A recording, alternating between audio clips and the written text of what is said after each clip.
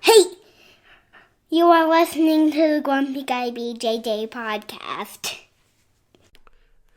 Hey, what's up, guys? Got to take care of a few things before we jump into this week's episode. First, our Ramping Isometrics for BJJ program. It is a 12-week program, all laid out for you. It's going to help you build strength and cardio in the fastest, safest, and most convenient way possible. This is how James and I have been training for the past year, and we love it. So we put this program together so you can just follow along, and we are certain you will see and feel the benefits that we do. It's only $15. Just go to grumpyguybjj.com, click the drop-down menu in the upper right-hand corner, and you'll find it. Next, R3. This is our K2 D3 supplement. It is a combination of those two vitamins, D3 and K2. These are two vitamins that James and I have been taking for a long time that really help us recover from hard training sessions. And for only $15 with free shipping, you get a whole month's supply. I was going to pull up some studies explaining the benefits of D3 and K2, but I'm not going to insult your intelligence and pretend to be a fucking scientist. I take it. It helps me recover. That's it. So for $15, check it out. And last but certainly not least, we have partnered up with Jiu-Jitsu.com. They have a ton of awesome BJJ instructionals, and they have hooked us up with a discount code for our listeners. It's Grumpy10. So what you got to do is you go to Jiu-Jitsu.com, which is DIGITSU.com. Find the instructionals you want, throw them in a shopping cart. In the little discount code box, you type in Grumpy10, which is just GRUMPY and the number 10. 10. That's it. No spaces. Boom. You get 10% off. You're up and running. They got a nice app you can download on your phone. That way you can take your instructionals right to the gym with you, watch the technique, drill it. It's a pretty sweet setup. So once again, DIGITSU.com. Discount code Grumpy10, GRUMPY10. Simple as that. To find all this stuff I just got done talking about, go to our website, grumpyguybjj.com. Click the drop-down menu in the upper right-hand corner. There, you'll subscribe to our newsletter for podcast updates. You'll find links for the Ramping ISOs program, the R3 recovery supplement, and then under the programs and products tab, you'll find a link to Jiu-Jitsu.com. And let's be honest, if you guys can't figure out how to navigate a website by now, there's nothing I can do to help you. So quit fucking around, check it out, train hard, and let's get into this week's episode. 3 and boom. Here we go. This promises to be a We're starting interesting episode starting already. out strong. That's Hi. right. Z's with us already. Uh-huh. Hawk is here trying to turn off the backup mic already. Yeah. And... Yeah, Saturday morning. Here we go. Here we go. Got another good day of jiu-jitsu coming up. Yep. Z, you got jiu-jitsu today. I got jiu-jitsu. Rob's got jiu-jitsu. And Z's got a Pokemon card he wants to tell us about. Okay, so its name is Charizard. It evolves from Charmeleon, which is its second stage. It has 150 hit points and it's a fire type. And its moves are Roaring Resolve, I think. Yeah, Roaring Resolve.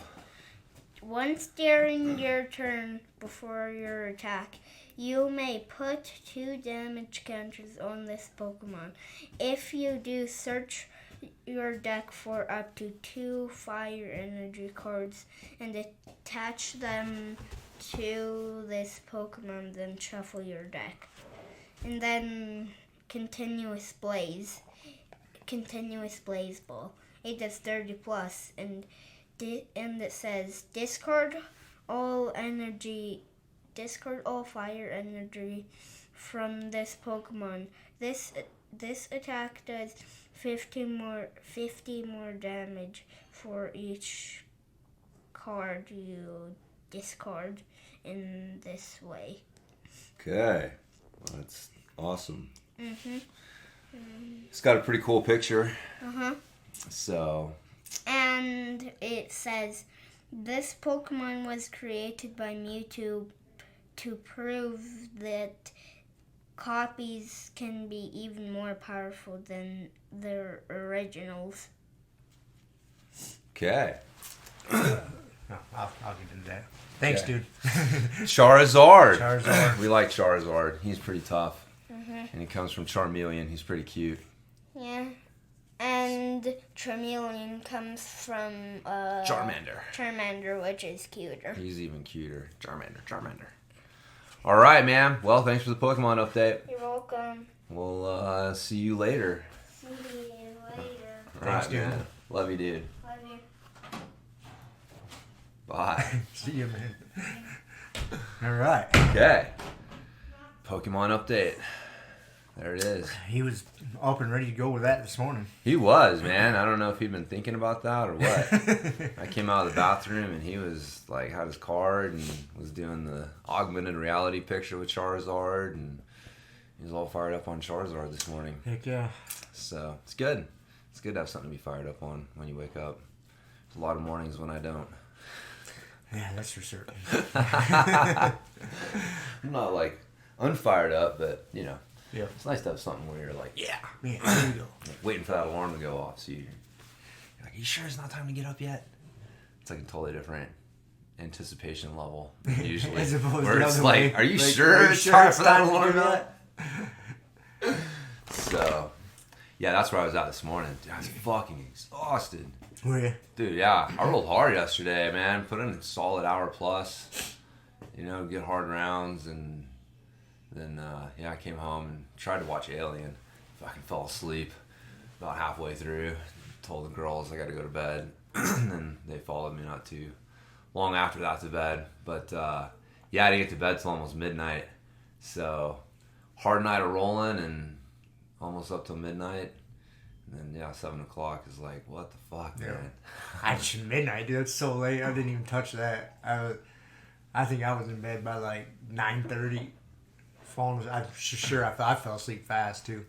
Yeah. Dude, I've been struggling just to I feel like I've been playing catch up lately. Like my body just feels like beat up. I'm doing my HRV score this morning. It was like 70. Ooh. 71. Wow. And I hadn't seen, my recovery score is not that bad. My recovery score was, I think, it may have been 60s. But yeah, HRV was down to 71. I was feeling a little rough this morning, and then I saw that. I was like, oh, okay, we're on to something. That explains it. Uh-huh. Yeah, man. Body's just under stress. Something. Yeah. Ugh. Need some meditation. You got to turn your herb around. Well, what's funny though is like, again, I'm saying things that I've never actually confirmed myself. So whatever though. I've heard that meditating can actually improve your heart rate variability, like breathing. So we talked about before, like what the fuck is meditating? Like there's a couple different things you can do when you're meditating, and one of the things is just fucking breathe, man. Mm-hmm. Just focus on your breathing. And it's one of those things that you take for granted, but I absolutely guarantee you that if you sat there and tried to focus on just your breathing for 10 minutes, that like you would find things that you could do better. Mm-hmm. There's places you're not breathing into. There's something. And so it's just like anything else you train. Like if you're going to do mobility because you're tight in certain areas, you're going to do strength training because you're weak in certain areas. Like why would you not do breath training because your breathing is suboptimal in certain areas? And so, but yeah, using meditation for like just breath work has been shown to help raise the HRV, so improve that. I've threatened to focus on that on several occasions. Never followed through. Dude, 10 minutes a day would change your life, man. Never followed through. It's really weird. It's like this crazy thing. I got to figure out. It's just like everything else with you. Like once I figure out how to frame it and you see how it's hard, then... Oh, it's difficult because I've tried, dude. I have tried... when I say try... Well, I know that. I just mean like you and you're like, if you're not like, if it's not physically hard. Yeah. Yeah. Well, but the thing is, I know it's physically hard. That's why I don't do it. Oh. Because I feel like my mind, it's just because I got a weak ass mind and I fucking feel like I should be doing other things. Like I have tried to institute like a meditation practice on several occasions in my life. And I think the longest streak I've ever gone is like a month, maybe tops. That's pretty good. But that might be being generous with that. Like, Yeah. I don't know if I've ever made it that long. I've tried to reframe it in my head lately to talk myself into it, like just like a breathing practice, like, you know, some breath training. Yeah. Which it basically could be reframed as meditation. So I've tossed the idea around lately. I still haven't. Well, it's just like isometrics, man. Like tension is one thing. It's like breathing is one thing. The skill of applying breathing to a movement is another. Mm-hmm. Like they're not the same thing. And so like using movement-based stuff to try to train your breathing, that makes about as much sense as using movement-based stuff to try and train your tension skills. Right. It's like you can't. You have to train them themselves, and again, you see why ancient warriors spend a lot of time fucking meditating and doing isometrics. I know. So, anyways, in my mind, that's what they did, right? Meditated and just fought. That's it. But yeah, it's interesting too. Like when I get into the breathing stuff, and you know, because you look at those, because man, you can get real far into the fucking woo-woo shit, right? Yeah. With the meditation stuff, and it's like we're trying to open our fucking chakras and our third eye and all this stuff. I can't do that. But see, again, it's like, okay, where did this shit come from, right? Why would they talk about this shit? I mean, it's not all like, you know, what are they trying to describe really? And what I've found through my own breathing practice and meditation stuff is that like there's kind of something to it, because if like there's a breathing pattern, like you start in the belly, but then you want to start pulling from the diaphragm, and then your breath actually, you know, goes up from there. And if you're breathing well, like that's like you can actually feel your breath go all the way up into your throat, all the way up into your sinuses and in your head, and that's like, and if something's off, you can feel your breath get caught. Like it doesn't go all the way up into that third eye area, right? But then you look at these like, oh, the chakra thing on the thing, and it's like, oh, okay, well that's what they're feeling. Like there literally is something. Like if you're, you know, they're all like, oh, your chakras are closed off. You know, you're not breathing into your chakra, and it's like you get turned off because you're using these energy words, and it's like, it's fucking bullshit. No one's ever measured a chakra. Shut the fuck up. But they're trying to use something to describe what is a legitimate feeling. Like when you're sitting there breathing, you can feel if your breathing is going up and down your spine, if it's going up and down properly, and where it gets hung up, and then now if you want to start like putting like, oh, if it's getting caught in your heart area, that means that you're closed off to the world, you know, well, whatever. But dude, if your breath can't get past your chest, that's a problem. Okay, if it's going to open up your heart space and make you a nicer person, fuck, cool, bonus. But all I know is that when I'm rolling, or, you know, doing something cardio intensive, if I can't access all of my lungs efficiently, I suffer. And so that's been, you know, my big takeaway. I've been at it I don't do it every day. I definitely do it at least a few times a week. And I'd say on like a good week, I'll probably get in like 5 days. And it's funny, man. I look back on it, and it's like anything else. It's like isometrics. It's really hard to explain to somebody like how much you get out of isometrics until you've had enough time with them to understand everything you can get out of it. And that's kind of like what I feel like with the meditation stuff, because I look back at like, you know, where my breathing was compared to like where it is now, and then I can also see how it impacts like my cardio and my performance. And sometimes I'm sitting there like, dude, I don't understand why everyone doesn't do this. This is such a cheap way to improve your cardio that why not? So, but it is difficult. Because you don't feel like you're doing anything. Yeah, it is. It's isometrics. It's fucking isometric breathing. Yeah, you're just sitting there. Yeah. Sitting there, your mind going crazy, like, oh, I should be doing this, I should be doing that. But that's because if you can't, like, your ability to focus on the moment is a skill too. Mm-hmm. And so it's good to practice that skill. It is knowing that you're going to fail at it because it's hard, and that's where just having something to focus on. I don't know, it's weird. Again, you focus on your breathing and try to focus on nothing and just kind of let thoughts flow. You can have like guided meditation where like you're purposefully thinking about things, whether it's like, you know, things you want to be grateful for, or like, you know, projections of what you want to achieve in the future, or like even like mental rehearsal. Because again, sports psychology shown that just visualization, they call it visualization. What the fuck's visualization? It's meditation. Mm-hmm. You're sitting there quietly, you know, and you're thinking about something, and it's just like so it all works. But I think it's like isometrics, where you have this jumbled mess of stuff, and if you do it wrong, you can get nothing from it, and then you walk away thinking that the whole fucking thing is not worth anything. And I mean, that's been most people's experience with isometrics. And I think it's kind of what happens with meditation. Because, like, dude, if you did it for almost a month pretty consistently and you didn't come away from it convinced, like, something was off. You know what I mean? Like, you were trying to... I was trying too hard. Yeah. You had this end goal in mind. I don't know, right? Like, you know, you're like, this is what meditation has to be, and I'm not achieving it, so therefore I'm failing. So therefore, what's the point? Or, you know, something. That's kind of the general thought process that people, myself included, go through with that.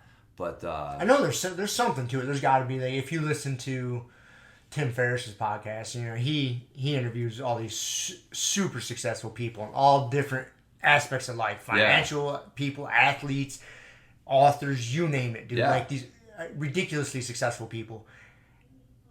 Almost every one of them meditates. I'd say almost 80% plus, man. At least. Yeah. Almost every one of them meditates. Motherfuckers, yeah. And so there's got to be something to it. Yeah. I don't know, man. I agree. I think there is something to it, and I know there's something to it. It's hard to get the practice going. It is. You just have to make the time. Yep. But it's totally worth it. Like I said, if from nothing else than just like a breathing standpoint, like, you can't tell me that your breathing is 100% optimized. So what are you doing to improve that? And you can't tell me that it's like rolling. Like, that's not it, right? And so there has to be something. So there's a gap there. I remember, probably showed you, we didn't do this at the Steve Maxwell thing, but he had like this cardio workout, you know, quote unquote workout that he did it. The one I went to before, and it was, you start out, it's like, you know, it's a march. You can either be marching in place or walking, and you're doing like you're timing your breath to your steps. And so at first you start like 1 in, 1 out, 1 in, 1 out, 1 in, 1 out. And then you go 2 in, 2 out, 2 in, 2 out. And then 3 in, 3 out, 3 in, 3 out. And so you keep going, and the goal is to get to like 10 plus.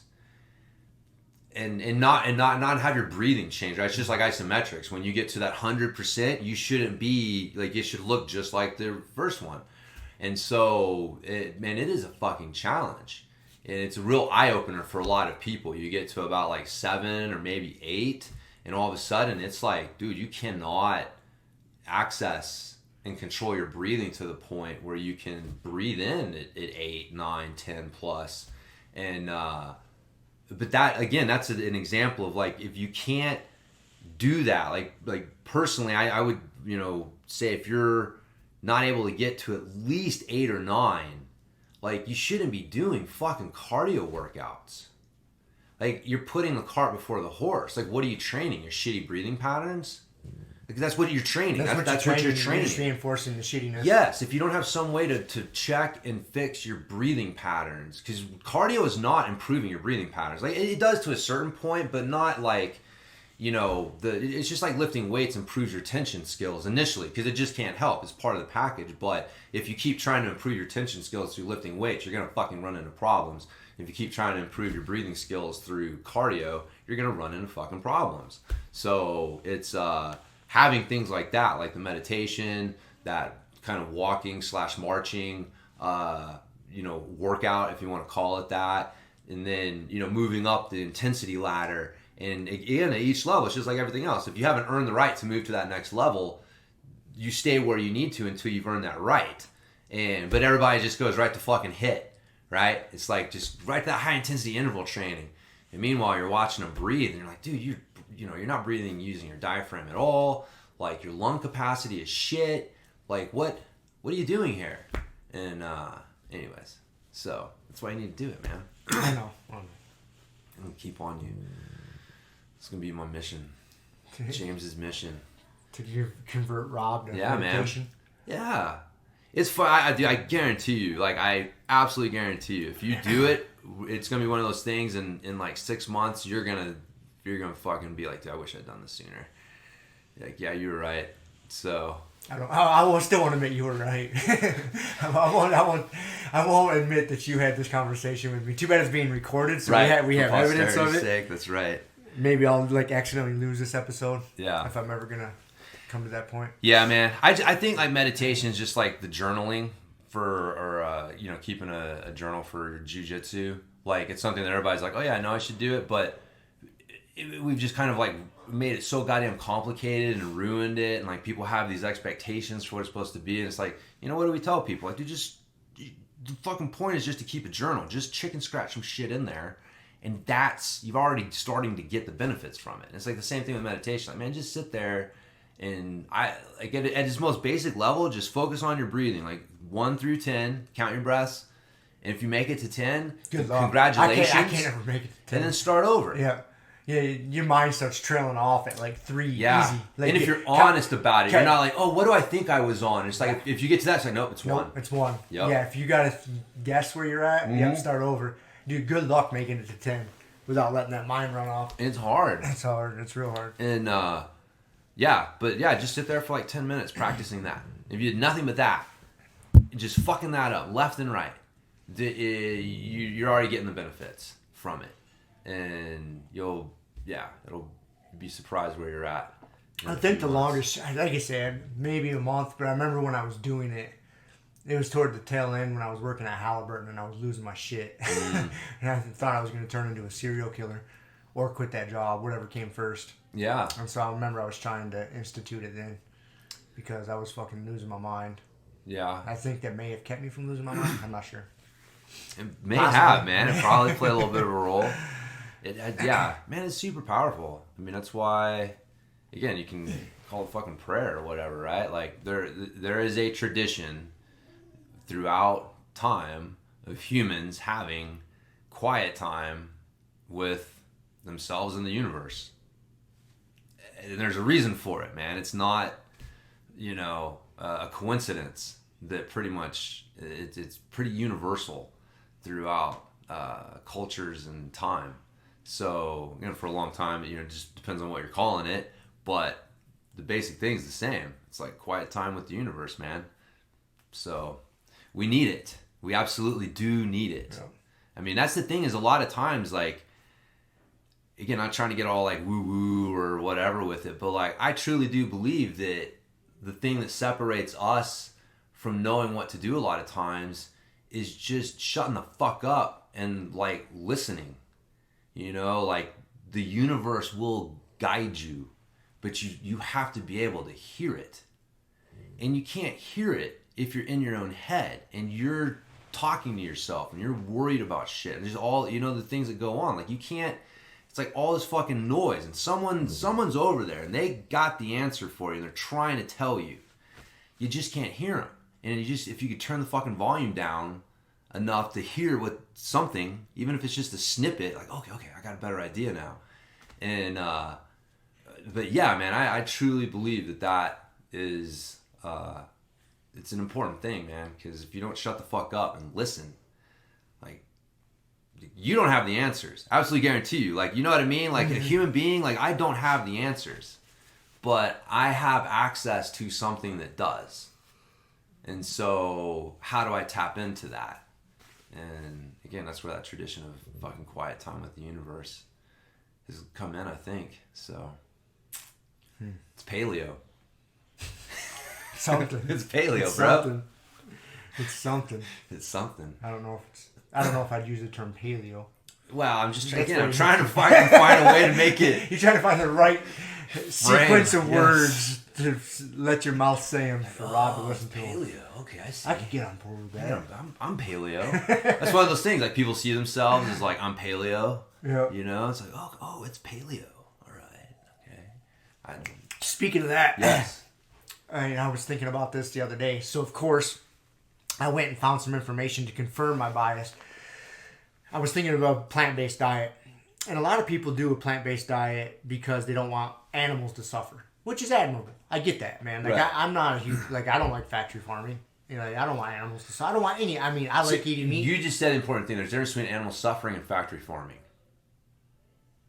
animals suffer on factory farms. Yes. But that doesn't mean that all animal suffering is factory farms. Correct. And that's the equation that the vegetarian, like plant-based people have managed to make in people's minds. Right. Exactly. It creates the confusion. So of course, like I said, I went and found information to confirm my thought process. Yes. And so let me see. I had the definition. What this the definition of being a vegan was. What is their? Because then it almost like you can completely argue it from their definition. Okay, here we go. This is from the Vegan Society. Okay. The vegan code. Okay, this is the vegan code. Veganism is a way of living which seeks to exclude, as far as is possible and practicable, all forms of exploitation of and cruelty to animals for food, clothing, or any other purpose. Okay, so you're trying to minimize suffering. You don't want animals to suffer. Cool, I get it, right? That's basically what they're saying for anything. Exploitation is different than suffering. I mean, I just want to get technical Tommy for a second. Like it is. Right. I can exploit something without making it suffer. Yeah, totally. I can exploit things without you know what I mean? Like suffering and exploiting are not the same thing. You can definitely make people suffer while you're exploiting them. But we're getting into the weeds here. That's what I'm saying. Like it's just funny. Their own definition is what the fuck? So basically you guys should walk around naked and not eat anything. Yes. Because that's basically what you're saying. There's nothing that you can do, nothing that you can touch, nothing in this entire planet that doesn't take advantage of the exploitation of something. Yeah, see, that's where I was getting at. Because, so then, using that definition, you could say the carnivore diet is more vegan than the vegan diet. Because, here's my rationale. I found some numbers to support this. Here's my rationale. So, let's say if I was strictly carnivore, I'm only eating beef, I could survive all year on killing just 2 cows. 2 cows, that's it. Yeah. And that's more than enough meat for me all year. You know, at the average cow you get 400 pounds of meat from. Yep.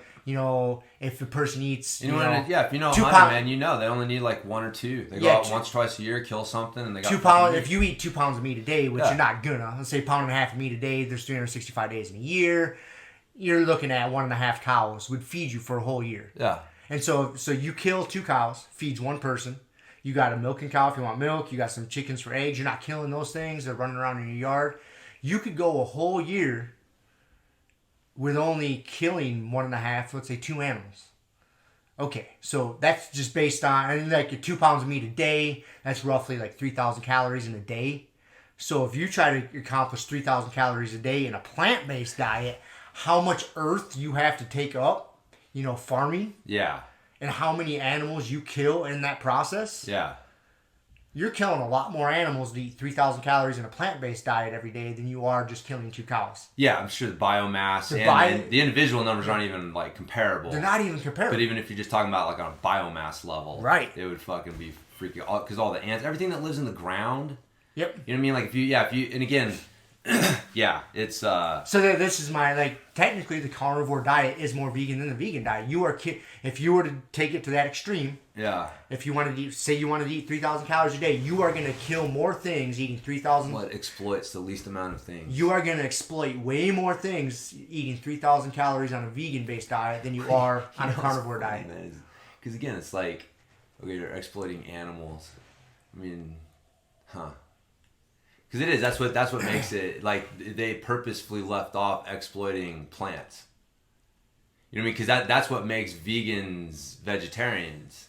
Is that their creed there specifically talks about exploitation of animals, not exploitation of plants. Mm-hmm. And so that's why they can exploit plants to their fucking heart's content. Because you are exploiting a plant. But even to get the plant, you're exploiting animals. No, I know. Yeah. No, I know. But and again, that's where, we're trying to make that. But it's just funny because it's wait a minute. You guys are just picking and choosing. And again, there's there was an assumption that plants aren't sentient and they can't feel. And it's wait a minute. Maybe there is a little bit more to plant intelligence than we thought. And things change, right? This whole idea of plants are dumb and unintelligent and can't feel anything and animals can, so therefore they're different. And it's like, wait a minute, no, plants fucking seem to sense something. Like, you know, they're experiencing the world. And so, yeah, it's fucking stupid. The whole thing is based on nonsense. It is. Because, yeah, when you dig into it, like you said, if it's about animal cruelty, then you got to look at it from all sides. Yep. And not they just choose to willful ignorance. Yeah. You know, because just like I say, the amount of earth you have to till up and all the wildlife you disrupt to grow that many plants to feed people a plant-based diet, you are killing and exploiting and making a lot of animals suffer. Yeah. And to deny that, you're just lying. You're lying to yourself. So, yep. I don't know. I had got thinking about it because we know a few people that are like plant-based. Yeah. And so then I get it. I totally get it. From, you know, I don't like to partake in, you know, factory farming and whatnot. Like, it's disgusting. It really is. But, you know, you really start thinking about it. Like, hey, wait a second here. Let's pump the brakes. Yeah, man, plant-based shit is not, like... It's not morally superior. You're not... No. You're not killing less things or exploiting less things. It's not going to be better for the planet. It's not better either. for the planet, man. Yeah. It's you can tell yourself it is. Right. I mean, even the argument like, oh, so much of this shit that we're growing is for the animals anyways. And it's like, okay, well, that's fine, though. But it's like, we're still, like, growing shit causes problems. Yep. So... There's just too many of us. There's so many people. Yeah. And to feed this many people, you're gonna have to kill things. Yeah. To feed and clothe us all, you've always had to. You always had to. Yeah. But, yeah, I don't know if I buy the whole too many people argument. I think there is. I think there's too many people. I mean, what does that mean? I don't know. You know what I mean? Like, yeah. What does that mean? What does that mean exactly? When I say it, I think you get to the point to where if you extrapolate out where we're at and how much population has been growing steadily over the years and years and years, like if you keep going on this trend, like I don't think the Earth can sustain it. I really don't. If we keep on this path, that's what I mean. I mean, but I don't know how to enough fix timeline, everyone's survival rate drops to zero. Exactly. I know it's kind of a flimsy argument, but there's a little bit of validity to it. Like I don't know what the answer is. I don't have it. But there is. Like there's just there's overpopulation, overcrowding in places, and just again I'm not saying we should go kill people off or anything. You know what I mean? I feel like there's too many of us maybe under the current systems. I guess that could be a way to look at it. I just feel like if you look, the way things currently are and how many people are trying to shove into the fucking system, sometimes things can seem a little screwy. But you get better systems. Yeah, man. It's like you live. I mean, if you live in like a really densely populated urban area, man, it can be really easy to start thinking like, yeah, there's too many of us motherfuckers. But dude, living in Colorado, like, dude, there's wide open fucking spaces. Like we're not like you drive across Texas. I mean, it's this idea that there's too many people and it's like overcrowded. That's not accurate. Like what it is city model, the model of the city where you're trying to attract all of these people into this one area. Like there's too many people in one area. In different areas, and you run into problems with that, right? But to say that like you know what I mean? Like if you took everybody, I once heard, and this could be totally wrong, but like you could fit everybody in the United States in like the fucking state of Texas if you spread us out. It's not a matter of density. Same thing with the whole fucking planet. Like you have areas that are overpopulated, but the planet as a whole is not overpopulated. And the problem is that the current system is about like, well, how do we get as many people in one area as possible? Because we have to exploit them. Like, how do you turn people into, right? The old hunter-gatherer societies, it was like, no one was trying to exploit anyone. You're just trying to fucking make it. You're trying to be a team to fucking survive. The whole exploitation thing is like, well, now I am trying to use your time and energy to get something that you normally, like, for me. And so, like, you're going to do some work and I'm going to pay you something. And now if I can get 10 of you motherfuckers to do this, then I'm getting you know what I mean? Like that was the change. It was like, how do we turn humans? We kind of talked about this last time. Like, who benefits from us not sleeping and having a fucking broken family unit? Like, why would humans want to act that way? Why would humans want to fucking move to a city? You know what I mean? Like, that's not... Why would we want to do that? And it's like, well, because you've been told that you need to do these things because this is how the system exploits you. But the thing is, if you don't get exploited, you don't get paid. You know what I mean? Like, then you're not part of the system, and then you can't survive. So you kind of have to be part of the system. But that's what I'm saying. Like, I think when people are talking about it, they're always just assuming that, like, this answer to our current problem is the only answer. And that, so therefore, you know what I mean? Like, well, maybe this isn't the answer. Like, maybe the system's fucking broke. I don't know what the answer is. But before we just keep on this path of, like, there's too many people. It's like, maybe there's too many fucking people in New York. Maybe there's too many fucking people in LA.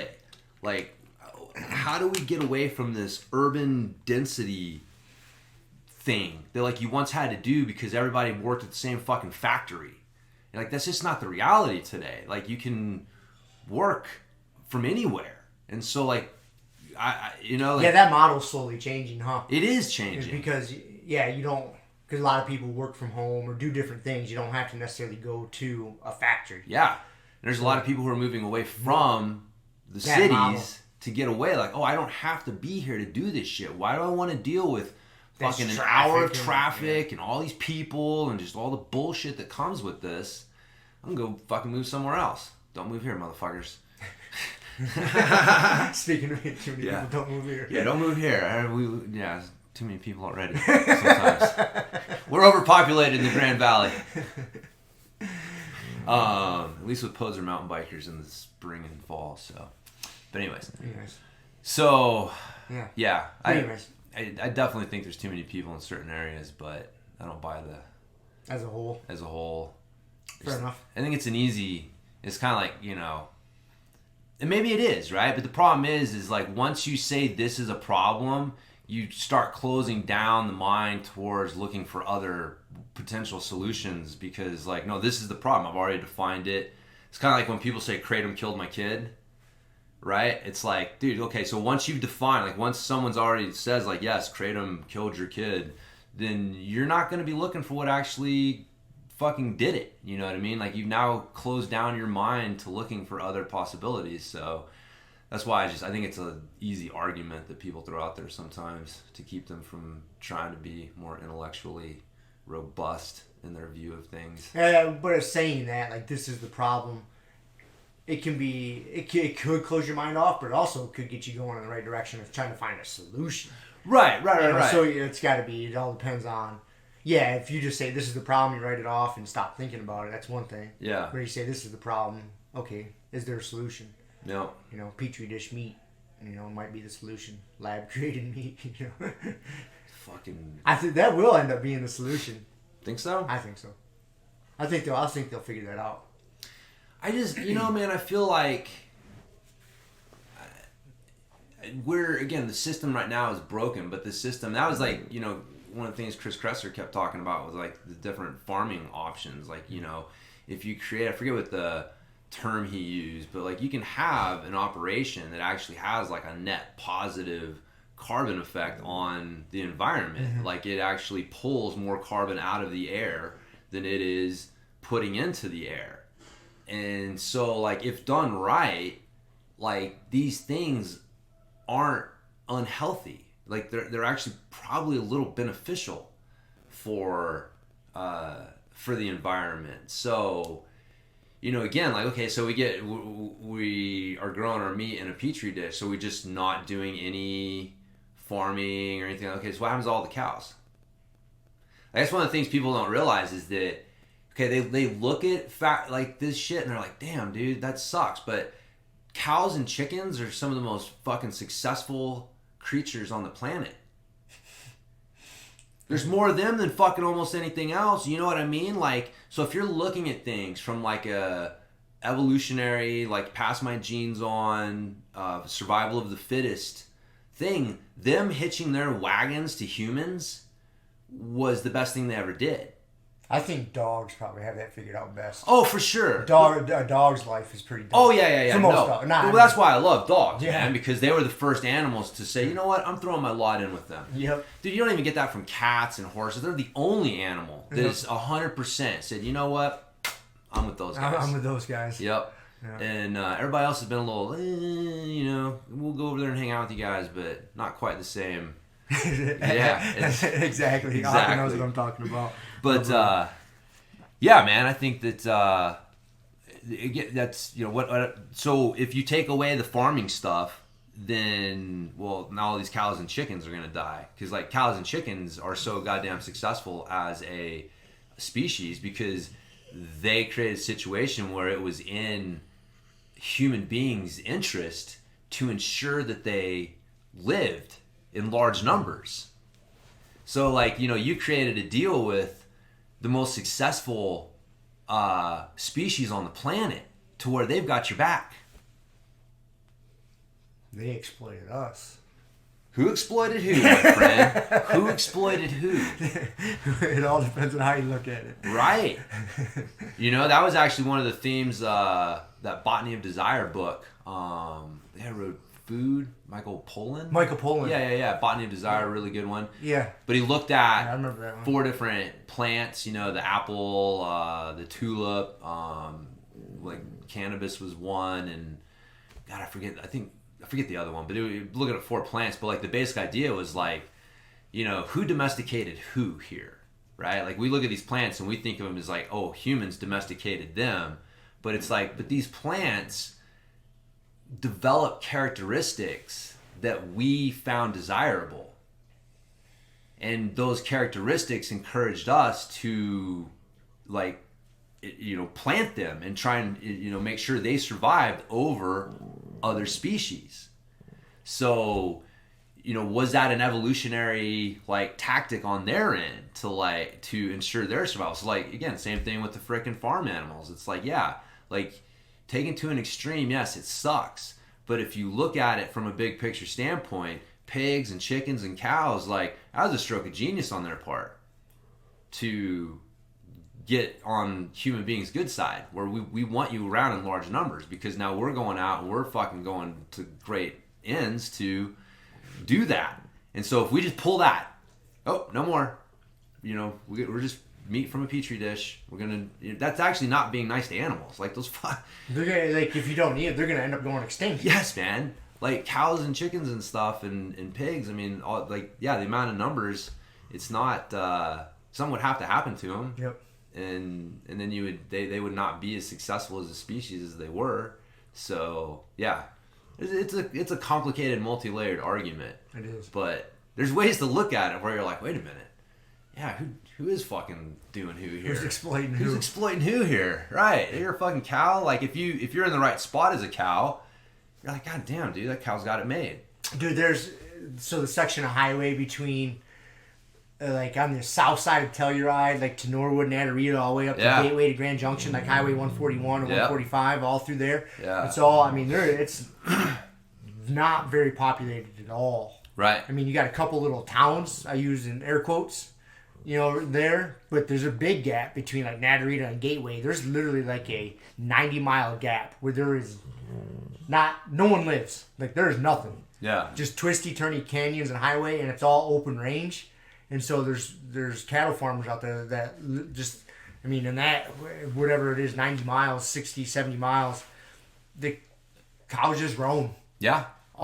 They just roam in that whole swath of land, earth, like farther than the eye can see in all directions. Yep. And you got to watch it as you're cruising around in there, and you don't hit a cow because at nighttime it's dark and there'll just be a black cow in the middle of the road. And you come hauling ass around the corner. I've almost smoked a few of them.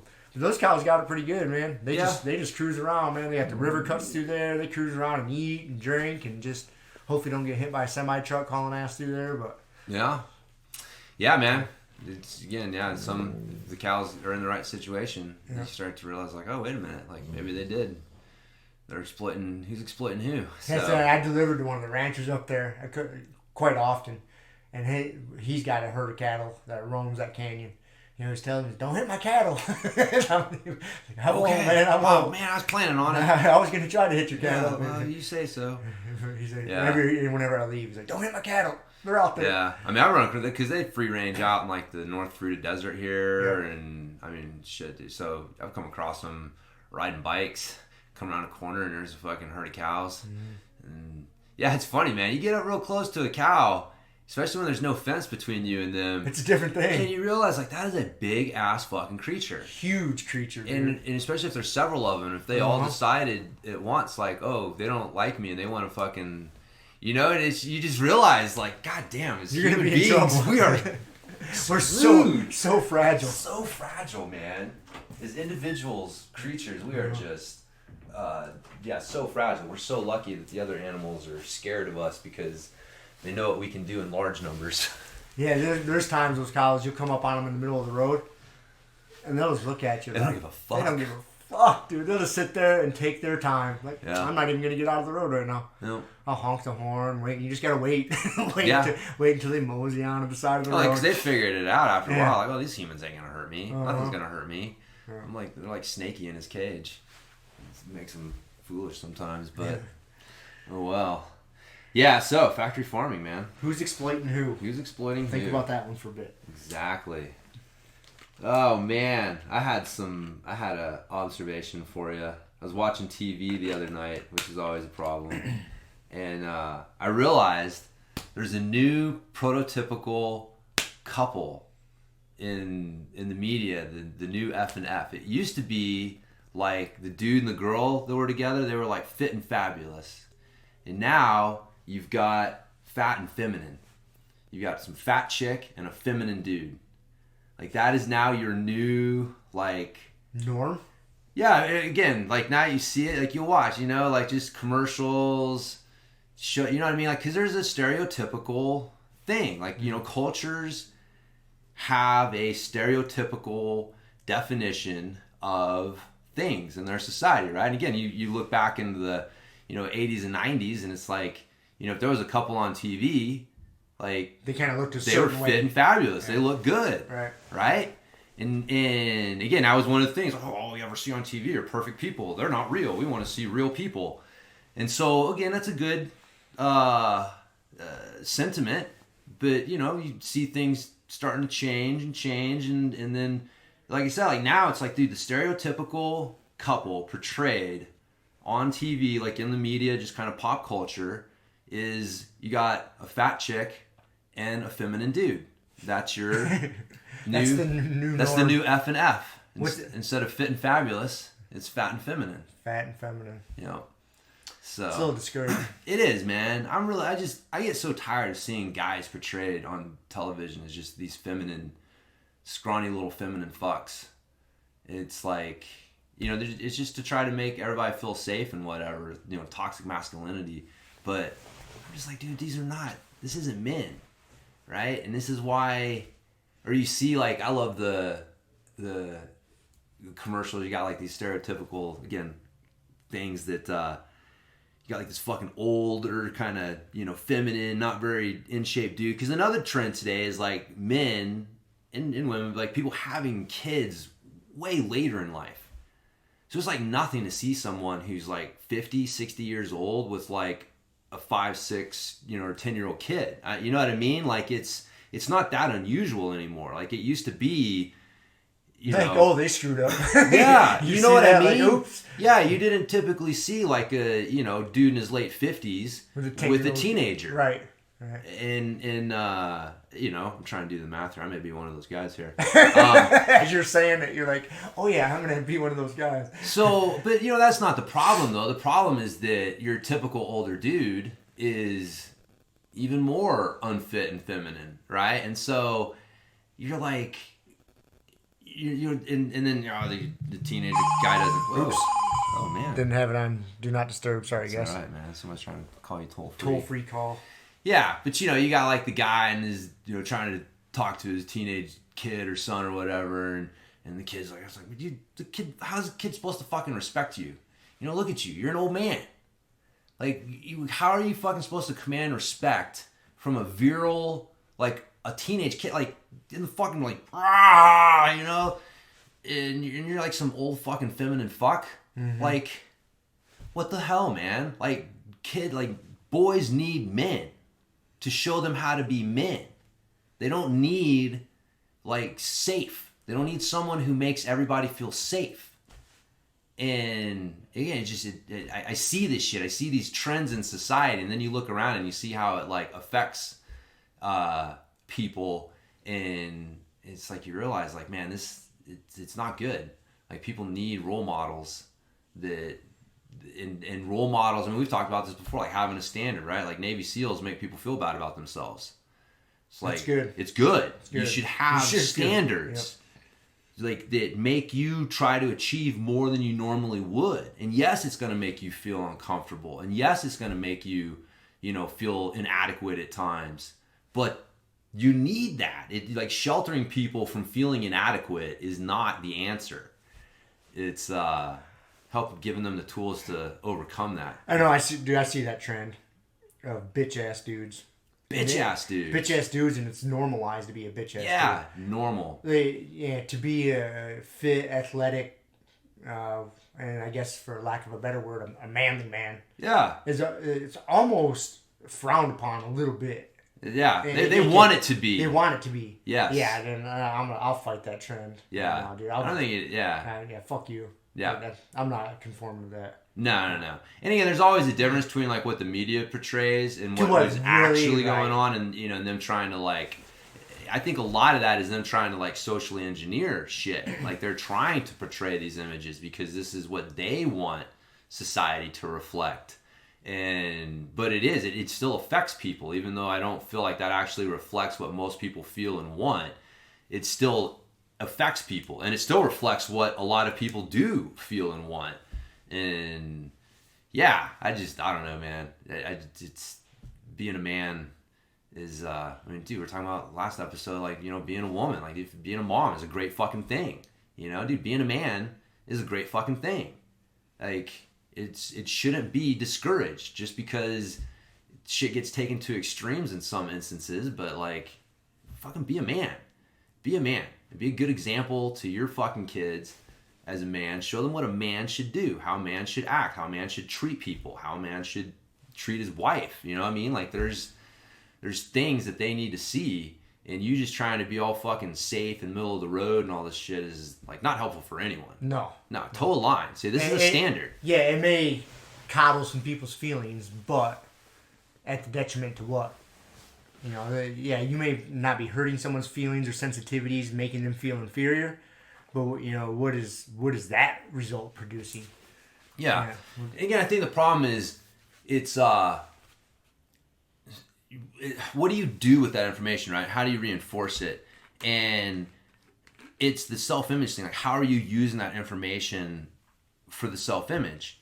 And so a lot of times, people don't know how to help create a positive self-image in someone when they fuck up, right? Like, if you're not meeting a standard, then how do you use that as a way to, like, yeah, you're messing up, but what are you? Like, we kind of talked about this last time with that book, the Winning in Mind book, and again, like, I'm reading his Parenting Champions one now, and it just really gets you understanding like how important this is like, are you delivering the message that this is who you are? You're the fuck up. You're the person who does these things. Or are you delivering the message that, like, look, you messed up, but you're the person who's looking for a solution to these things? And, most people approach it. I know I fucking certainly have for quite a while with, like, you project on people that this is who you are, right? You fucked up. You're the person who fucks up. And then that makes them feel bad. And there's no real way out of that. And so, again, I think like the problem is it's not standards. It's that people don't know how to use standards in a positive way. And so they see standards being used in a negative way, and they've experienced standards being used in a negative way. And so they think that, well, the answer is get rid of the standards. Get rid of the standards, blow them all up. Yes. yes, the standards are the problem. And it's like, no, that's not the aren't problem. No. The problem is people who haven't been given the tools to help. I mean, basically, like, coach people. Like, if you're a parent, you're a coach. And, you know, if you interact with people on any sort of, like, authority basis where you're giving them feedback or, you know, anything like that, like, you're a coach on some level. You're helping coach them with this. And so, but people don't, you're not taught how to coach. You're not taught how to talk to people and how to use like positive reinforcement to help them understand the mistake that they made, but then also the solution that they need to be looking for, and that's who they are. They're the person who looks for solutions, not the person who has a problem. And it's again, it seems subtle, but it's like, dude, when you go through your fucking, you know, you graduate high school and you got this giant bag of fucking, these are all my problems. You know what I mean? I just spent the last 18 years of everyone telling me, my parents telling me what my problems are, my teachers telling me what my problems are, my coaches telling me what my problems are. Everyone's telling me, I got all this fucking bag of problems. I'm tired of having fucking problems. So you're just like, fuck, I don't want any more problems. So I'm not going to have these standards or whatever. But it makes sense, man. It definitely makes sense. Face ID. No. Oh, you're trying to fucking pay for something. Apparently my MasterCard. Yeah. I must have hit there. I tried to silence my phone, and that's what happened. So. Yeah. So standards, man, we need them. That's why I like but they make so good. Yeah, but the problem is again, we kind of get back to what you were just saying. They make people feel bad about themselves. Yeah. So they're like, ooh, we can't do that. Yep. No, that's why jiu-jitsu's so good, because it's a pretty. I guess it can get muddy, but it is pretty clear on like what the standards are. Are you getting strangled or are you not? Yeah. Are you getting better or you're not? Getting better or you're not? Yeah. You run into the same problems? Are you finding a solution to those problems, or you just keep repeating the same fucking errors? Yeah. Yeah, no, man, teaching people how to deal with adversity and problem solve and things like that's what they should be teaching kids in school. And that's not what they're being taught. They're not being taught how to think. They're not being taught how to interact with other people in a positive way. It's like, don't bully. Okay, well, if you tell people what you don't want them to do, guess, like, it's like, don't think about a fucking white elephant. Yeah. Right? It's like all this, you know, talking about bullying and stuff, it just makes people think about bullying. It's like, well, what do you want people to do? How do you want them to interact with each other? So if you guys were focused more on, like, not the problem, then, you know, it's like, what is the real solution to the problem? And yeah, it's not just as simple, oh, you know, if we just make people more aware of bullying, it's like, nah, man, there's more going on there. So universal basic jiu-jitsu for all. Yeah. It's for the kids class. I've been trying to think of again, just kind of going back to like these standards, like a code. And the good thing about it is that it helps you filter what you're doing, right? Because you can tie it back, like, okay, I'm doing this because it ties back to something in my code. And so, like, I was trying to think, like, okay, because reinforcing these simple things over and over with kids is the key, right? Like having a fucking 10-point thing and just, or whatever. It's like, no, they need to know, what am I expecting? So I came up with the 3 things you need to be successful at jiu-jitsu. You can tell me what you think. All right. So, I'm excited. I'm listening. all right. Number 1, show up. It seems obvious, but if you don't show up, you can't get better at jiu-jitsu. Okay. And again, it seems obvious, but if you don't plan to show up, especially for an adult, it doesn't always happen. Nope. If you don't put it on the schedule, if you don't think ahead of what problems you might run into, like if you don't proactively plan to show up. Shit happens, your day gets away from you. Next Right. thing you know, it's 10 o'clock at night. Exactly. You're like, shit, where did the day go? So number 1, show up. Number 2, be a good teammate. You know, we've talked about this a million times. Like, if you don't have teammates to train with, you can't do jiu-jitsu. Yep. So being a good teammate includes, not paying attention, not being a distraction to everybody else. For adults, things like, being aware of your hygiene, clipping your nails, not going ape shit on people and hurting them. There's a lot of things that can kind of fall under be a good teammate. But again, instead of having to tell someone every individual little fucking thing, it's like, look, man, be a good teammate. And okay, if you're doing this, hey, is this being a good teammate? No? Okay, well, that's not what we do. So we're not going to do that. You know, it was like that's kind of what my idea was, is like I need things to draw things back. And then like number 3 is do your best. So if you show up, you're a good teammate, and you do your best, you're going to get good at jiu-jitsu. Mm-hmm. And pretty much everything that I ask the kids to do, I can tie back to one of those 3 things. So yeah, and but anyways, the more I thought about it, the more I was like, dude, this is like. You know, it's funny you bring that up because I was actually just listening to an interview with Mark Messier. I don't know. Yep, I know Mark Messier. One of the best hockey players of all time. Oh, yeah. He was a part of the Edmonton Oilers back in the 80s. Gretzky was killing it. Arguably one of the best hockey teams ever assembled. Yep. From all the people they had on that team. If you're not a hockey nut, you won't know. I mean, being from Michigan, by default, you end up being a hockey fan at some point in your life. Right, yeah. Because it's cold as shit. And you played hockey as a kid. Like, you don't grow up in Michigan without playing some hockey and being a fan of it. So I came across this interview. I was like, oh man, I hadn't thought about that guy in years. And dude, he retired like 15 years ago. The guy's in his mid-50s now. But he talked about that. They were asking, some of the reasons why that 1980s Edmonton Oilers team was so freaking good. And, he talked about some of those exact same things. Being a good teammate, setting examples, and giving your 100%. Like, if you weren't, it was such a good culture. They had Wayne Gretzky. And even Mark Messier, who's one of the best of all times. You got Wayne Gretzky, Mario Lemieux, Mark Messier, some of these guys. But even those guys, look at Wayne Gretzky. Like, Wayne Gretzky was... It's funny the way Mark Messier worded it. Because he's like one of the second leading scorers of all time. Mark Messier is. He's right under Gretzky. Like, if anybody ever beats Gretzky, who knows? But he labels himself as the first leading scorer of all time among mere mortals. Yeah. And then there's Gretzky. But he said that culture they had on that team was like no one was more important than anybody else. We all recognized, we looked up to Gretzky even though he's the same age as us. Like, he was our role model. But there was that, like, this is the team. These are the standards. This is what we expect. And if you're not giving 100%, if you're not trying your best, even if it's not up to par, if you're not trying your best, like, you're gone. Yeah. Like, we got to see you trying. We got to see you out there hustling. And if you're out there being lazy and being a shitty teammate, you're not going to survive in this, room of killers. Yeah. And it's really the same thing. He talked about the same, kind of the same athletic commandments. Yep. Yeah, you see that. I mean, pretty much you can apply that to anything in life. But, I mean, the more I thought about it, it was kind of like my jiu-jitsu move equation of, like, position plus reaction equals techniques choice. The more I thought about it, the more I was like, man, that's fucking, like, there's so much there. I mean, that's life. That's, jiu-jitsu, all of it. But, yeah, man, show up, be a good teammate.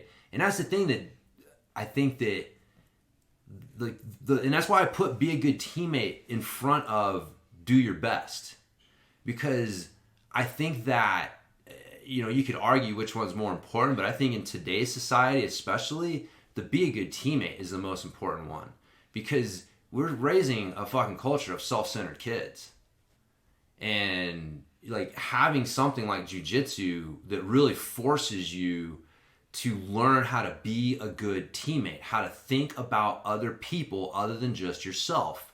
You can't be self-centered in jiu-jitsu. It just won't work long term.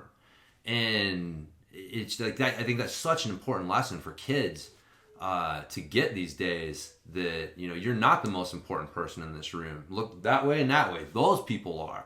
Because if they're not here, you're not here. You're not fucking you can't you can't do anything. So take care of those people. And man, if you think about it, like that's like life, man. Like, you are not the most important person in your life. And if you don't take care of the people that are around you and help support you, then it can, life's a lot easier when you got teammates. It is. Right? It's hard. You can't go through life by yourself. As much hard. as you like to think you can. Yeah. You need some We're not meant to. You need some teammates. Mm-hmm. Yeah. And then I don't want to like over complicate number 3, but really like I want to add on, do your best and acknowledge that you did your best. Mm-hmm. So again, like giving credit to yourself. Again, like talking about last week, like when most people come away from a training session, the tendency is to focus on what they did wrong, why they suck, whatever, rather than focusing on what did you do well? Like, what were the successes that you had? Because that's you. You're not the person who fucking failed. You're the person who had those successes.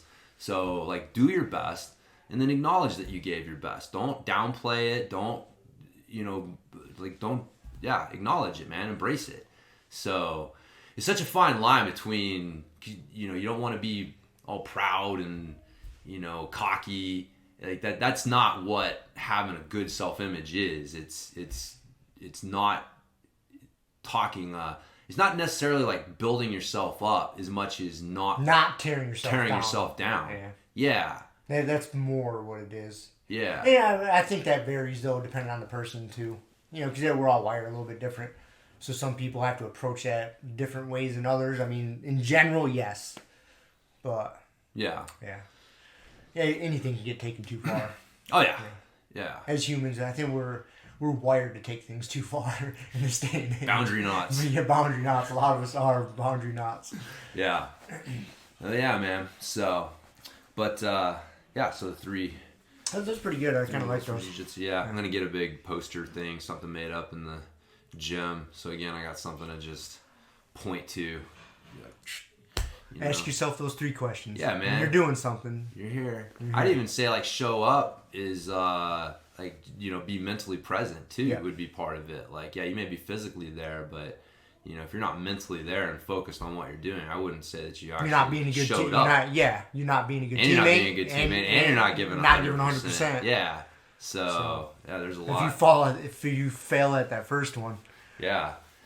Yep. Show up, focus on what you're doing, and be a good teammate and give your best. So yeah, it's my lesson for the kids there. That's good. Yeah.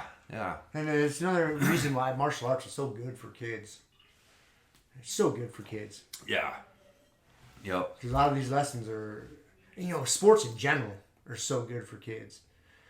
And yeah, you got to get your kids in sports. You have to. Yeah, sports. So many life lessons are taught. Yeah. In sports, and more in my opinion, those lessons are more prevalent in martial arts. Yep. I mean, I'm a little biased, but yeah, by and large, for sure. But and that depends on the coach too in the martial art. Yeah, I mean there's a lot of things, but I mean the one constant again is the parenting. Like the parents are the one constant in that, and so like that book that I'm reading, the Parenting Champions one, written by the same guy who wrote With Winning in Mind. Man, I'd say that's like must read material for any parent out there, because it's not even just like competing, trying to raise a champion in like a sport. It's just because your kids are gonna have to compete in anything, whether they're trying to become valedictorian, or they want to get into a college, or they want to get a certain whatever it is. Like life is competition, and that's why like trying to tell kids it's not is doing them a disservice, not helping them. Because you get out in the real world and all of a sudden you realize like, wait a minute, we don't all just get participation trophies. Yep. Like fuck, somebody actually wins, somebody actually gets the job, and then I don't. This is bullshit. And so yeah, man, like they need they need that fucking lesson, and trying to take it away from them through all this participation trophy shit is not helping, man. Not helping at all. Not helping at all. It's doing a disservice. It's hurting kids. Yeah. So, but the parents are, like I said, whether it's sports or anything else your kid's trying to achieve, understanding how to work with them in a way so that because teaching kids good mental habits, like I mean, that's probably like the number one job of a parent. I mean, if you teach your kid good mental habits, so many other things are going to fall into place. Yeah. It's like, if you teach your kid how to just good mental habits, and one of those good mental habits is like, how do I look at situations in a way that I grow from them, that I learn and I grow, not become frustrated and shrink and feel like I'm less of a person. And it's so, because our tendency, our default is not that. Like the default is to like beat yourself up and focus on what you did wrong, but and just avoid what makes you feel bad, and just and then you avoid it, and then you're not growing, and because those are the things that you need. But it's I know I've told this story to a couple people, maybe even mentioned it here, but it's such a good example of that with Shiloh and her volleyball team a couple years ago. She had a teammate that was tall and looked the part, and she'd gone to these volleyball camps, and so everybody told her and everybody looked at her as like, you're really good. And of course, Shiloh doesn't do the stuff, and so in her mind, she's not. At the beginning, she couldn't do anything. We had to work with her. She worked hard to get to where she could serve and hit the ball, and she got like really good. Like if you look at her progression from where she started to where she ended, like she made more progress than probably anyone else on the team. But and by the end of the season, like honestly, she wasn't that much worse than this other girl. But you could see the difference is like anytime this girl did something bad, it was like it never happened. Mm-hmm. Right? It was just you could just see it on her face. It didn't bother her. It was like it didn't. That wasn't me. That was a mistake. And everyone's like, oh, it's okay. You got this next one. She's like, when she did something good, it was like, that's me. I do good things. And everyone's like reinforcing that. And then I'm watching, I'm like, she wasn't that much better than Shiloh. But the difference is like, every time Shiloh did something good, it was like, oh, I kind of got lucky with that one. And if she did something bad, it was like, that's me. I screw up. I miss these things. And you could see just the reaction. It was such an interesting thing. And then reading this book kind of, highlighted this even more. But I remember trying to explain to her then, like, dude, your reaction is what is the only difference. Like, you and that girl are not very different on the court. The only difference is your guys' reaction to what happens.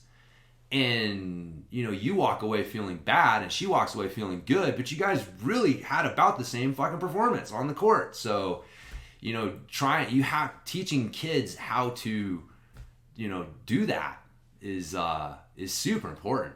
Super important. I know I didn't. I struggle with that stuff all the time. Because you made a comment earlier today, I almost called you on where you said I'm not the smartest guy in the world or something like that. And it's like it's so indicative. It's such a default for us to say negative things about ourselves. Mm-hmm. And whether it's just trying to be humble or, wherever it's coming from, we think that it's coming from, it's not good, man. It is a bad habit to say things like that about yourself because then that's who you are. In my defense, I said that it was kind of like the Southern thing when you're about to say something bad about somebody. You say, bless his heart, and then you say, this guy's a retard. I know. And so I was talking shit about stupid people. So I put the caveat in. I recognize I'm not very bright, but there's a lot of stupid motherfuckers out there. No, I know. There was a context for it. There was a context. But still, I know what you're saying. And if we watch it and it's, if you pay attention to it, it's, and where'd that come from, right? Like we learn these habits as kids. Mm-hmm. This is what we were taught to do. And so, as a parent, if you can teach your kid better mental habits than what you were taught, because that's what you should be doing. Yep. You shouldn't be giving your kid the same habits you got. No, you want your kids to be a better version, a 2.0 version of yourself. Yeah. And that's the goal, I think, for a lot of parents. And that's just not giving them things, because that's how most parents look at it, like, oh, I want to do better for my kid than I did myself, and so they look at that as like giving them shit. Like, oh, they got nicer stuff than I did. They're getting to, go to these camps and go travel and do this stuff, and it's like, yeah, but like you're not doing them any better from like their habits and their mental habits and how because you're not going to be there. Your kid, from the time they wake up to the time they go to bed, your day is full of decisions. So you giving them the tools to make the proper decisions along the way is what you got to give them. Yeah. So obviously you try to steer them and give them good opportunities, but the toolbox, they need the proper toolbox to handle all the proper situations. Oh yeah, man. So, anyways, what? I got another note on here. Hard left. Benefits of yoga. Because I've been doing the yoga for BJJ. You still sticking to that? You guys? You like it? Yeah, man. I mean, it's good. But while I was doing it, I had this fucking epiphany. No. This is why, if you think about yoga from the 4 quadrants of tension standpoint, right? Like my little concept of like if you dynamic and isometric, and then intersect that with compression versus leverage based tension, and you come up with a quadrant where pretty much all movements and exercises and sports and things can fall into one of those 4 quadrants to define what type of tension is dominant within that activity. And so where would you define yoga? Where would you put yoga on that? On the isometric or dynamic side of things? It kind of falls in between, right? Because there's plenty of isometric holds. Where are you moving fast? Where are you moving just at normal speed? So again, I would define the cutoff at super slow. I would say that you have 4 basic speeds. Oh. You have isometric, which is tension without movement. Mm-hmm. You have slow, where you're purposefully moving slower than you normally would. Then you have normal speed, where you're just moving the normal speed that you would. And then you have overspeed, where you're trying to go faster, really explode into things, right? Like those are the 4 general movement speeds. Would you agree with that? Yeah, I'd say it's a good way to explain it. Yeah, so if you cut that in half, like where are we defining the I think yoga falls into the other 2. The first 2. The slow, speed, and isometric. Yep. And then if you were to look at it from a compression versus leverage based standpoint. Again, it's kind of split in the middle. Again, but if you were to have to put it on one side or the other, again, compression is where the load is in close and symmetrical, and leverage is where the loading is out far away from you and asymmetrical. So a lot of poses in yoga are, single leg. Mm-hmm. You're getting into wide stances and using your body's leverage to create the tension. But you should be rooted. Right. But it's a stability. Okay, so I would say, again, another way to define it is leverage-based tension requires more stability. Compression-based tension just requires more oomph. Okay. Yeah, okay. The oomph explains it. Yeah. Right? Yep. So you're right. You're absolutely right. You do need to stay rooted. But it's a leverage. It's a stability type tension that you're working on, not a just like overcoming a compressive force type tension. So if you're going to categorize yoga in the 4 quadrants, you would put it in the slow speed isometric leverage based tension quadrant. Okay. And then you look at what most training programs and everything else that you do, what do you see the least amount of in these training programs? That quadrant that you're that going to fall into. Yep, we have the very most stuff that people do is going to be dynamic compressive. Maybe a little bit of leverage dynamic stuff. You're not going to see a whole lot of isometric and slow speed stuff at all. And you're definitely not going to see a whole lot of slow speed isometric leverage based tension. But again, you get into sports like wrestling and anytime you're having to like physically have contact with another human being, there's going to be a leverage, slow speed isometric leverage based component. That is the dominant tension type in those type of exchanges. And so, or movements and stuff. And so, yoga is not mobility, man. Like, that's not what people are fucking getting from it. They're getting isometric leverage-based tension in their program when they had none before. So, like, that's the magic, Like, everyone's all like, oh, yoga, it's good for, it's stretching, it's mobility. It's like, no. It's leverage-based isometric tension. That's what you're getting from it. And you understand, too, after you do isometrics, like, doing isometric squats has helped my squat mobility. Mm-hmm. So you understand that isometrics are a form of mobility training. So like those yoga poses where you are in these isometric poses, like kind of like end range positions, creating some tension. Yeah, there. Uh-huh. And again, you look at like that functional range conditioning stuff. Yep. What's that? Get into an extreme motion and create tension there, right? So it's all, you start to see, like, once you use that 4 quadrants thing, man, it really changes how you look at stuff, and you start to see, like, oh, that's why yoga is helping people. Mm-hmm. And so, okay, well, now if we know that that's what's helping people, yoga is good, but the problem is yoga comes with its own baggage. Yeah. Right? You may have a mankini or something involved. And so, well, can we just make sure that you're getting the leverage-based, leverage isometric slow speed tension in your program? That's what you need, not yoga. You need that. Now maybe yoga is how you get it, but that's what you need. You don't need yoga. And there's a difference there. There's a difference.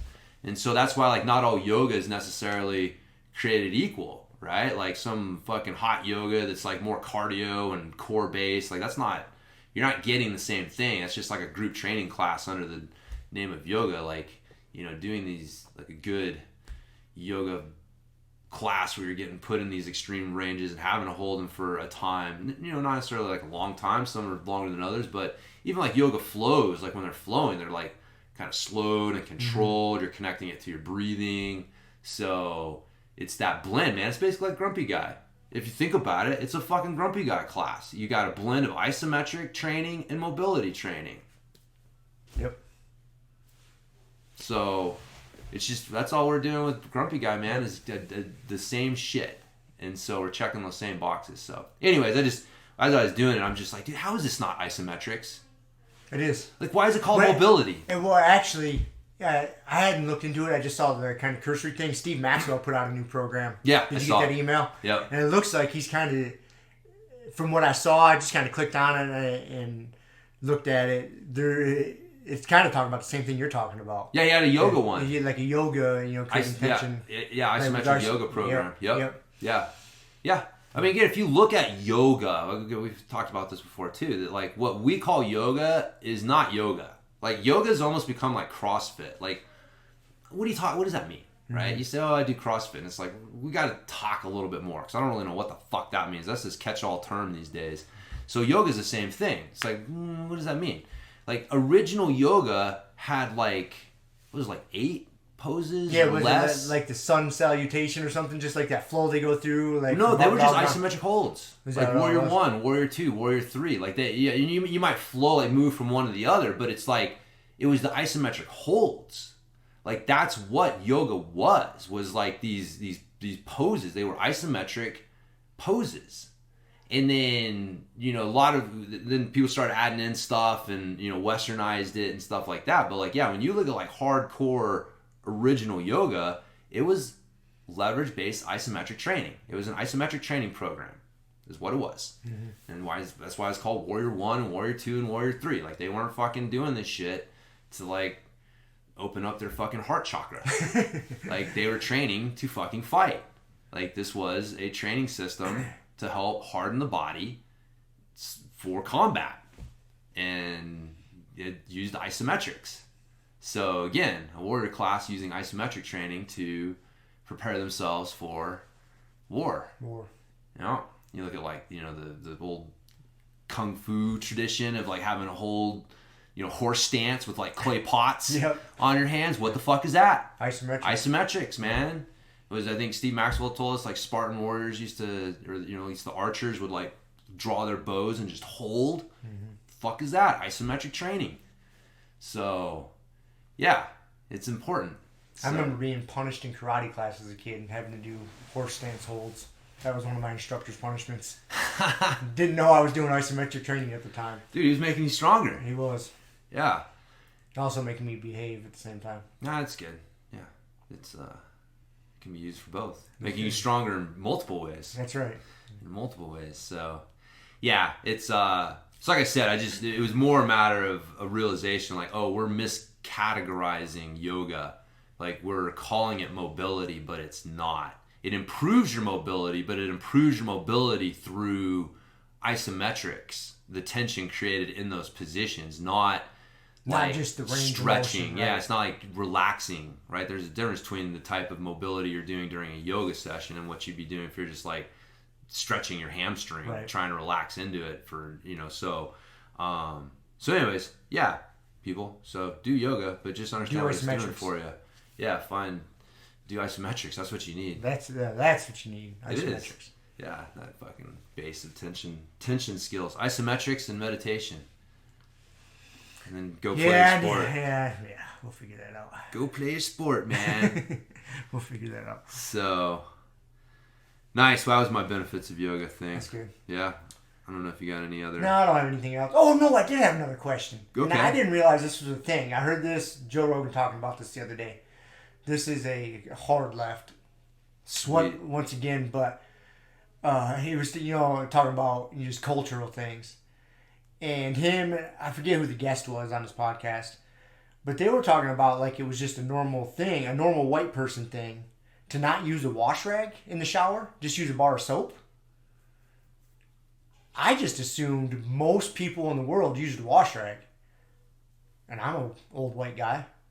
I didn't think that because they sit down to pee too. You should probably take a look at everything that you do and assume that most people do the opposite. Well, they were categorizing it as I think Joe said, or his guest said that he's like, he's like, any of my black friends or Mexican friends, they think I'm disgusting because I don't use a wash rag. I just use a bar of soap. You know, I just rub that all over my body. That's how I wash. And they were both like, oh yeah. I was like, what? That's what I do. You don't use a wash rag? Uh-huh. Okay, so maybe I was. I just assumed I always use. What is the fucking point of the wash rag? To scrub yourself. I think you get cleaner. I've used a wash rag like my entire life. I mean, there's been times I take showers. Obviously, without like when I was a kid, staying at my grandparents' house up on the lake. They made us take bath in the lake. And my grandpa's like, go jump in the lake. They sometimes just give you a bar of soap, or sometimes maybe even two. I remember taking a wash rag out there, but still to this day, like I use one of those like Asian style wash rags, those big like towel looking things, but it's a wash rag. Yeah. I thought that's what most people did, but they put it in the group that most white people just use a bar of soap, and other people of other cultures use wash rags. Well, this is news to me. I feel like I tried both. And I just never saw the point of the wash rag. I just Serious? Like, what the fuck is the point of this thing? It takes more time, you know. You gotta now I can start. Lather it up. Rather just grab the bar of soap and just done. Serious? I mean, I'm halfway fucking done by the time someone's got their wash rag ready to go. That's okay. And I don't see myself getting any cleaner. That's funny. I get that. That's really surprising to me. I just assumed, like, if I went and took a poll of all my friends, that 99% of them say, "Oh no, I use a wash rag." Yeah. But I guess I was off. What I'll do is I'll use one of those like Asian washcloth That's what I'm talking things. about. Those big ass ones. Yeah. Well, I mean, you know, that's the new age washcloth. But what I'll do is I'll do the soap on my body, and then I'll take the washcloth and I'll come in and do a little like buff job on it, and then I can use it to get my back. Yeah. But, you know, sometimes, man, if it's not, like, after jiu-jitsu or whatever, like, if I haven't, like, gotten all sweaty for a couple days, like, I'll just fucking rub some soap on the main areas and go. Huh. So. That's it. I got to start taking a poll. I'm going to ask a bunch of people. Sit down and pee. What you need to do is, like, correlate. We need to have a correlation between, like, who sits down to pee and who uses a wash rag. So you think, I want you to guess causation versus. If I ask this question out of many people in jiu-jitsu today, what do you think more of the norm is going to be? I'm going to say that, man, jiu-jitsu people are probably a little different. I would say that the norm's going to be like just a bar of soap. They use the washcloth to like probably like something similar to get to your back, because like for jiu-jitsu, man, you got to fucking wash your back. Right. Like you have to. You got to get to that fucking spot, and you can't get to it with your hands, and it's like so you. Okay, so if they use that, but you think they just use a washcloth for the back, not the rest of the body. I think that if given the choice, that they would probably just grab a bar of soap and really? Go. Yeah. See, I disagree. I think if given the choice, I thought most people would use the fucking washcloth. Huh. I don't understand. I know this is random, but I don't know why. What is it? It's because it doesn't actually get you cleaner. Yeah, I think it does. I mean, if you think you about can scrub. it. No, watch this. So this is, no, you if can you think scrub. about this. So you take this washcloth and you put soap on it. Yep. And then you rub it all over your dirty body. Yep. And then you rinse it out and you hang it up. And then you come back the next day and you pull it off. And you think that like none of the funk of the stuff that like you rubbed off of your body is still on there? Like you rinse it out and it's 100% clean? No, it's not 100%. Okay, so you got... But that bar of soap collects shit too. No, it doesn't. How? It's the top layer. Like once I go... Like the next layer under it is clean. Because the soap is staying on my body. And so when I come in and I do that, when I put it down... You're cleaning the soap. The soap has no funk because... I disagree. That soap is porous. So your funk is getting into the other layers of that soap. There's pores in that soap.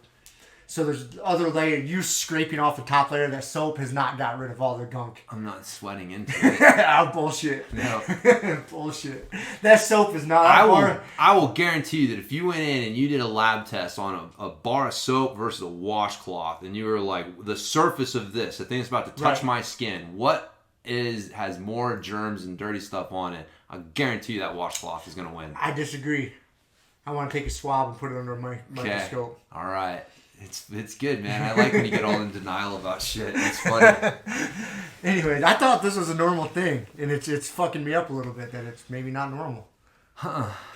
I don't know. I'm going to ask. I remember as a kid, you used a washcloth to wash your face in the sink. Like, that's what I remember, like, the adults in my life. Like, if they were, like, doing, like, a face wash in the sink or something in the morning, that they would take the washcloth. The way I view shit's totally different. Because if I wash my face, most of the time I don't use a washcloth on my face. It's just my hands. But then the rest of my body's a washcloth. Shit's all fucked up, man. My world's getting turned upside down here. Man, I had no idea. The world is such a varied place. It is such a varied place. It's a rainbow. You get a certain view of rainbow things. Of cleaning traditions. Yeah, the way you do things, you just assume the rest of the world is doing the same shit, and then when you find out it doesn't, you're like, what? Like the record stops? Like, wait a second.